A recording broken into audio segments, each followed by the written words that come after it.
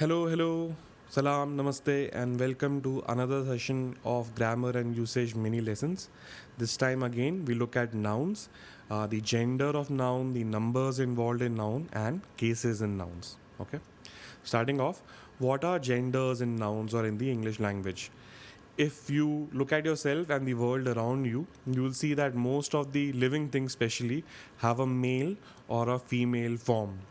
Now, the male form is known as the masculine gender, and the female form is known as the feminine gender. And things which are not living, but physical things like chair, table, books, bed, etc., they which do not have a gender of male or female are considered neuter or genderless. Okay. Examples would be very easy. Boy is masculine, girl is feminine, king is masculine, queen is feminine, right?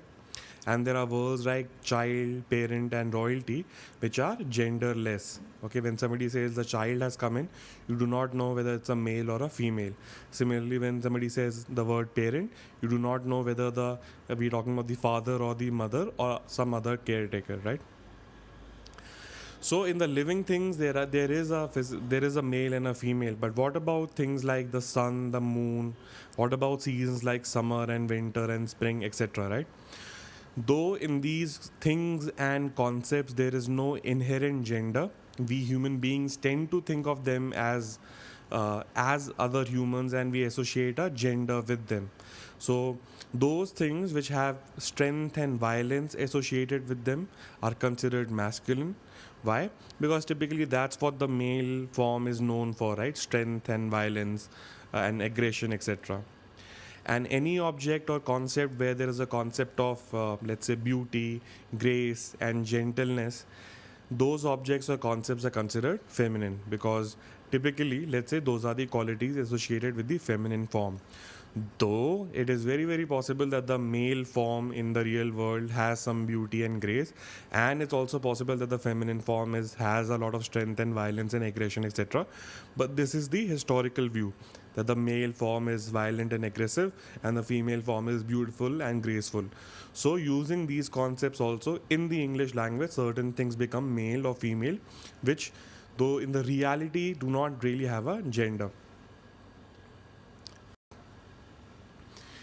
As far as these things are concerned, which are genderless but are given a gender, the gender given in the English language might be very different from the gender given in your mother tongue or local language. So be aware of that.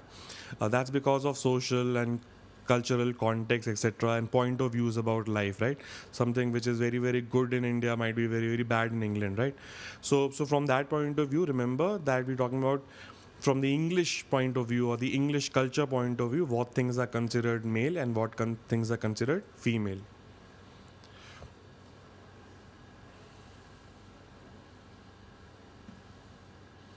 Okay, moving on now to the formula stage of grammar. How do we change the genders of noun? Okay, where possible, where applicable, how do we go from one gender to another? There are various ways of doing it. Okay, the first way or the first method is that there are entirely a different word for the phenomena or the concept. So for the masculine or the male form of a sibling, the word is brother, but for the female form, the word is totally different and the word is sister. Words like husband, wife, father, mother, boy, girl, the word is entirely different in each form, in the masculine and the feminine form. Another very common way of changing genders, and this is more like the formula, because when the word was changing altogether, there was no logic to it. You just had to know the word. But here there is some kind of a formula or logic involved. What you do is you add the suffix s to it, right? So the host becomes hostess, lion becomes lioness, steward becomes stewardess. Another variation in this formula, which might feel like an exception but is nothing but the extension of the same rule, when you have a word like hunter or actor, where there is a vowel before the ending of the word, you remove that vowel for a better flow. Otherwise, the word would have become hunteress, right? Instead of that, the modern word become huntress. You remove the e and add the s at the end. Same thing for actor, the word becomes actress. it might feel like an exception, but if you look at the logic, is the same logic. S is being added. The removal of E and the removal of O in hunter and actor is to just to make the word sound better and smoother. So that's the only logic there. I think this is the reason why most people are wary of grammar or learning grammar, is because of these rules, and always there are these exceptions. So you learn a formula, but 5 minutes later that formula is different. The reason for that is because the language developed first and grammar came later. From the observation of the grammar, from the observation of the language came the grammar, not the other way around. So there were various cultures and various ways of doing things, and all of them came together in a language, and that's why these various forms are there. But once or twice if you've gone through it, plus you're surrounded by the language, right? Your newspaper, your media, your magazine, your textbooks are all in English. So you're constantly surrounded by these concepts. It's not that you're just looking at them once and you have to learn them all at one go. By exposure and reading, your confidence in changing forms, etc., will increase. So the last possible way of changing genders is by adding an in, for example, in hero to heroine, or by adding an a, for example, from sultan to sultana, or from czar to czarina. Czar is a king kind of a person, especially in Russia. Czarina then becomes a queen or a female king. Yeah. Ballerina is another example of a word where the word is ending with ina or ine form. And another mostly a rare form is ending the word with a trix. So, for example, a dominatrix is a domineering woman. Okay, so sometimes, but very rarely, this trix form would be there. But most common form is by adding s or having a completely different word. Okay, that's it as far as genders in noun is concerned. Keep an eye out for observing this change of form when you're reading your magazines and newspapers and watching movies, etc. There might still be other forms that I might not have covered, or variations in the form, etc. So keep an eye out constantly for such things. Learn from observation rather than just sitting one day and learning from a formula book. Okay. Moving on to numbers in nouns, right? Observe the words car and cars, man and men.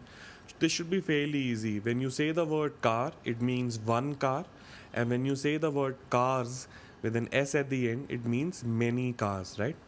So when there is one of a number, it is considered singular noun, and when there are many of the number, many of the thing, it is considered a plural noun. Right? So singular is one in number and plural is many in number. This concept is fairly easy, and even going from singular to plural mostly is very easy. You simply add an s at the end, right? So brother becomes brothers, husband becomes husbands. Simply adding an s at the end makes it a plural. But again, in grammar there are a lot of rules and equal number of exceptions. So there is a little bit of an exception. When you have a word like class, and let's say if you were adding just an s at the end, it wouldn't really make a difference, right? Class, it will just become a sound at the end. To fix that phenomena, you don't add an s, you add an es. So class becomes classes. Similarly, tax becomes taxes rather than just tax, right? So when you have a word ending with s or sh or a ch sound, you convert the singular to plural form by adding an es, right? The similar logic goes for when the word is ending with o. Words like mango becomes mangoes, es is added at the end. Hero becomes heroes, es is added at the end. But at the same time, another exception would be not all words ending with o necessarily have an es. Some of them simply have an s. Can you come up with a couple of these words? That's a homework assignment for you. Another exception, and again by now the logic should be slightly clearer, though they seem like different rule. In all of them the s is being added, right? The variation is because you want to make the word sound better and smoother. That's why a variation of the suffix is happening. Otherwise the concept is still the same. So baby, the y gets removed and you get babies, ies is added to the end. Lady become ladies, city become cities, right? Again, most of it should be fairly easy. I'm just trying to be comprehensive here and covering it in case you haven't done it in school. If you have done it in school, your memory should be now triggering, or think of it as a revision of whatever you have done in school, right? But from my end, I just wanted to cover all possibilities.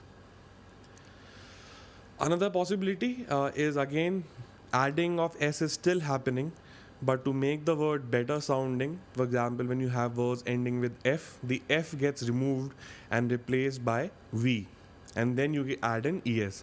So wolf become wolves, right? Words ending with f or fe, this phenomena works, right?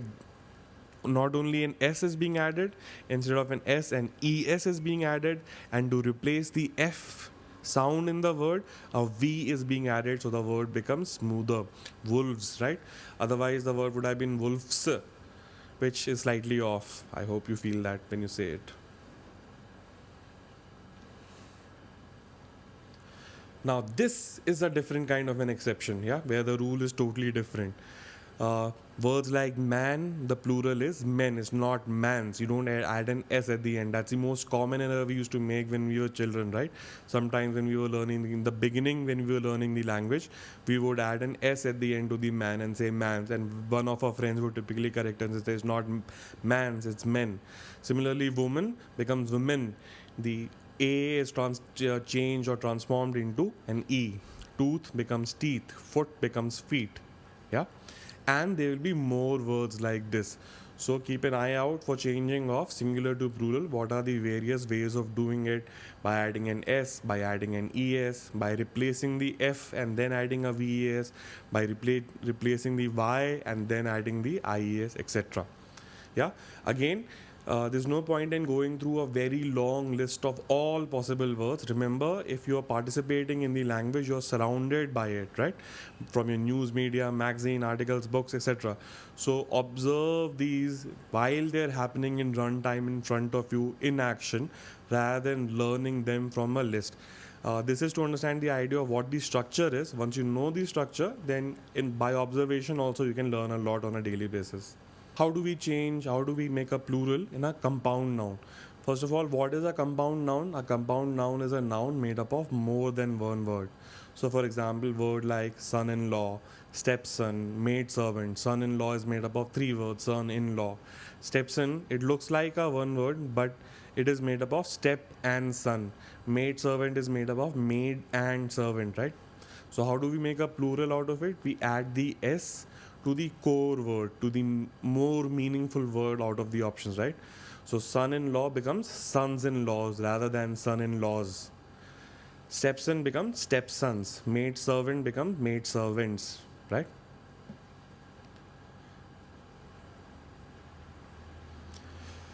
So this was fairly easy, right, as far as going from singular to plural is concerned. And how this plays out in our exam or testing is, it is it is checked along with our subject verb agreement understanding, right? Because when you have a singular noun, you should have a verb also in singular. When you have a plural noun, the verb also should be in plural. That's the basic idea. But sometimes confusions can come, right? And these are the possible confusion areas. So for example, these are some of the words where there is the singular and the plural form are identical to each other. Sheep is, when you have one sheep also you say sheep, and you have five sheep also you say sheep. You don't say sheeps, right? Deer, pair, dozen, thousand are other examples. I'm sure you'll find a lot of other words also. Then there are some words which have only the plural form, right? So scissors and spectacles, trousers, jeans, shorts, thanks, etc. Why? Because if you look at things like scissors and spectacles, they're made up of a pair of things. So by default, there are two involved, right? So therefore, always almost the plural forms is used. So you'll say scissors are, spectacles are, not my spectacles is, scissors is, right? My trousers are dirty. Even though it might feel like one thing, they're always in plural. So there are some words which are always in plural, even though in the physical world they might seem like one thing, right? Then there are some words which seem plural. And why do they seem plural? Because they are typically ending with an s. So by using that logic, you might feel that these words also are plural in nature. But in fact, if you inquire, these words are singular. You'll say mathematics is difficult or physics is easy, right? The news is good, the news is bad, right? Measles is a bad disease. You're not using an are, which is a plural form, you're using an is, which is a singular form.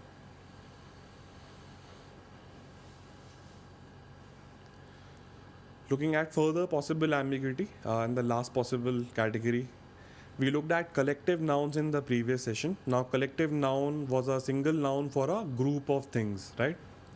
We learned in that session while discussing that mostly collective nouns are used as a singular. The army is moving, the team is playing, is being the verb for singular. But these are a couple of collective nouns which are used in the plural form. Cattle are eating, the people are going somewhere, right? Because even though this is a word for a group, the group is not coherent, it is not working as one thing or one identity. Therefore, the idea of using a singular does not work. We were using a singular in the collective noun because it was working as one thing, right? So these are the possibilities of singular, plural changing and what can cause confusion and exceptions, etc. Again, when we have covered verbs once and we come back to the discussion of subject verb agreement, these topics and these observations will come in very, very handy. So make sure you understand the basics here well and now. Okay, finally moving to cases. We saw in the very first session the basic structure of the English language is subject, verb, object, right?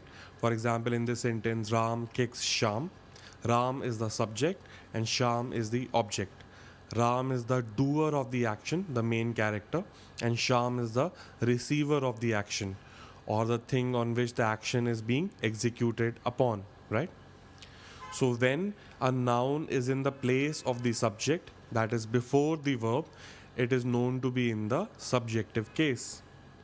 When the noun is after the verb or in place of the object, it is known to be in the objective case, right? So subjective case when the noun is the doer of the action, and objective case when it is the receiver of the action, right? Now, the interesting thing or the easy thing about this is that in the English language, nouns do not change forms depending on whether if they are in the subjective position or in the objective position, right? For example, if I change the whole story around and I make it Sham kicks Ram, we see now that Ram is in the objective case, but still the word remains the same. Ram remains Ram, right? Whether it's in the subjective case or the objective case. But the idea is important. Why? Because let's say when we move to pronouns and we look at the pronouns I and me, the pronoun I is in the subjective case, the pronoun me is in the objective case. So the idea is fairly important. It's just that as far as nouns are concerned, the form does not change from one case to the other. But understand the idea well here, right? Let's look at another example. Now, Ram is in the room, right? And there are the two nouns here are Ram and room. Ram is obviously in the subjective case. Now there seems to be no verb and there is a preposition in, right? So prepositions also a lot of times require an object. So this time the noun room is working as an object for the preposition. So remember that there is a objective case after the preposition also, not only verb. The noun Ram is still in the subjective case, right? Another idea is that of a direct object and the indirect object, right? After the verb there might be more than one noun, so one of them will be a direct object and the other will be the indirect object. Okay, so for example, in this sentence, Ram gave Sham a coin. The coin is a direct object because I could have removed Sham and the sentence would have been Ram gave a coin, right? So the verb gave or the action gave is working on the coin, but the coin is finally being given to Sham, so that way around Sham becomes an indirect object. It is also an object, but it is an indirect object of the verb. Okay, so in the objective case, one noun could be a direct object and another could be an indirect object.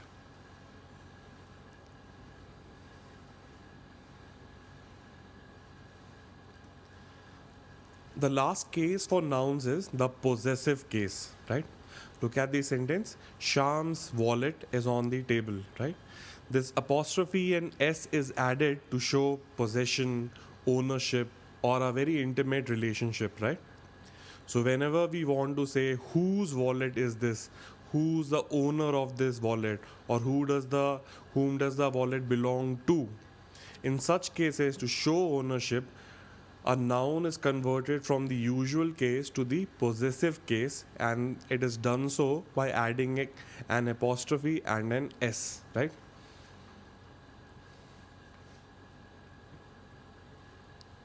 Yeah, again, fairly easy. You must have seen this idea very commonly. These are the rules for the formation of the possessive case. So when there is a noun, very simply, you can add a apostrophe and an S, and then you get to the possessive form. This is Ram's car, that is Ram's house, right? This is Kishan's wallet. So add an apostrophe S, and then it becomes an indicator of possession or ownership. The only problem being, as usual, there might be some exceptions based on spelling or sounds. So, for example, with the word like Ramesh, it is ending with this sh sound. So when you say Ramesh's, it becomes slightly confusing. So instead of that, you remove the S and just leave the apostrophe there. So that indicates ownership. It is the same formula. Is that just that extra S is being removed to make it sound better. Same thing works for goodness. Because there is an S sound at the word, the extra S after the apostrophe is removed. Right? Idea could also be when there is a compound noun, right? Like, for example, father of the nation. It is one noun made up of different words. Where do I add this extra S? It is the the basic rule, the majority rule is it should be added to the last word, okay, of any such phrase. Another idea being, let's say, when two people are working as a team, let's say the music of Salim and Javed, right? So you would add an apostrophe only to one of them, which is at the end. But if these two people were working separately, you would say Salim's and Javed's music, or Salim's and Javed's wallet, right? But if they were working as one team, you would say Salim and Javed's production. Yeah, I hope you get the idea. One last idea with nouns and another term being introduced here is the term apposition or nouns in apposition. Apposition simply means placed next to, right? So look at the sentence, it'll be easier to understand by an example. So Dhoni, India's captain, made 55 runs, right? India's captain is a noun. Don't worry about the apostrophe and the possessive case. Look at the whole India's captain as one thing. What is it doing? It is renaming or rephrasing or giving even more information about a noun that was already given. I could have simply said Dhoni made 55 runs also.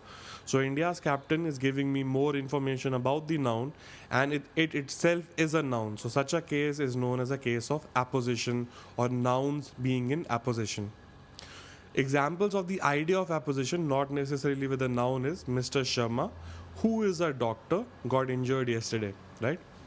Who is a doctor is giving me more information about Mr. Sharma and is placed next to Mr. Sharma. The only difference being, in this case, who is a pronoun. So this is the case of pronoun in apposition. But right now we're thinking of the idea of apposition, right? So a noun placed after another noun to clarify that noun, Ram, the great man, right? So that is known as a case of apposition. So that's it for this session. We looked at genders, we looked at the numbers, and we looked at cases and rules of how to change genders, rules of how to change numbers, and how to form the possessive case, right? So I hope all of this made sense. Start observing this in the language around you. See you soon for the next session, and the next session is going to be on pronouns. We'll discuss cases, gender, person, types, categories, and observations, etc. See you soon.